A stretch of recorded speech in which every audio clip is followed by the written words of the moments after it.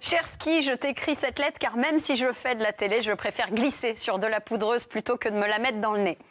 Surtout qu'il faut en profiter parce qu'avec le réchauffement climatique, cher Ski, tu risques de disparaître. Même Hugo Frey va devenir Hugo Chaud.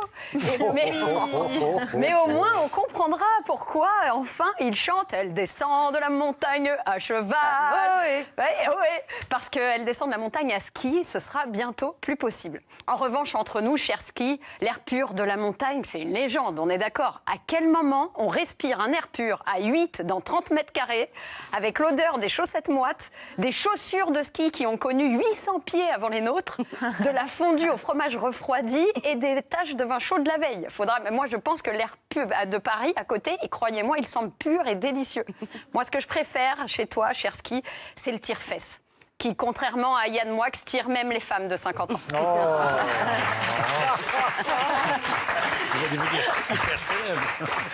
Alors cette semaine, je ne parlerai pas de la révolution des gilets jaunes, mais de l'anarchie des remontées mécaniques, avec des centaines, voire des milliers de personnes qui s'entassent sans vraiment savoir vers où aller. On est tellement bloqués qu'on a l'impression que c'est Anne Hidalgo qui a dessiné les pistes.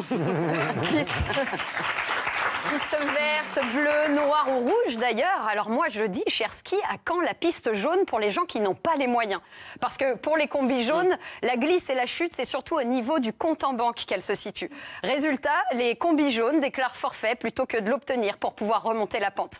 Oui, moi aussi, je peux faire du ski de fond. Beau, hein. C'est magnifique.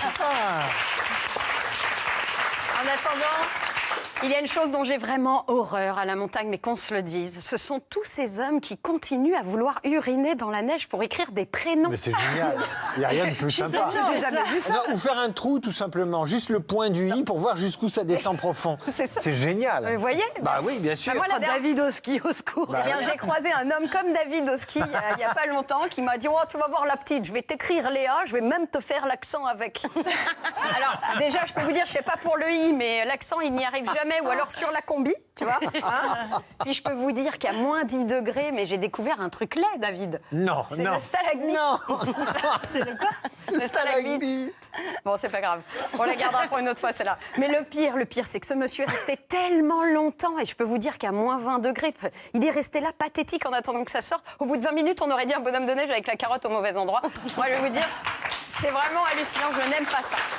Et puis, cher Ski, pourquoi nous infliger ces énormes chaussures? Quand on se déplace avec, on se sent maladroit, amputé des pieds à la limite du handicap. Bon, en d'autres termes, on se sent Olivier Giroud. Et ça, c'est pas facile à vivre. Oh non, pas Olivier Giroud. Si. D'ailleurs, bon, ceci étant, Isabelle, en prenant quelques cours de ski, on peut vite se sentir au niveau de l'équipe de France en obtenant sa 2e étoile.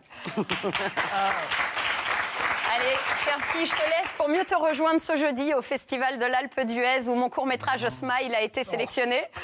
La honte. Eh oui, c'est vrai, je l'ai placé. J'espère revenir quand même avec la bouteille de Génépi pour fêter quelque chose. Mais quoi qu'il arrive, je reviendrai avec le Smile justement puisqu'une avalanche de lettres m'attend.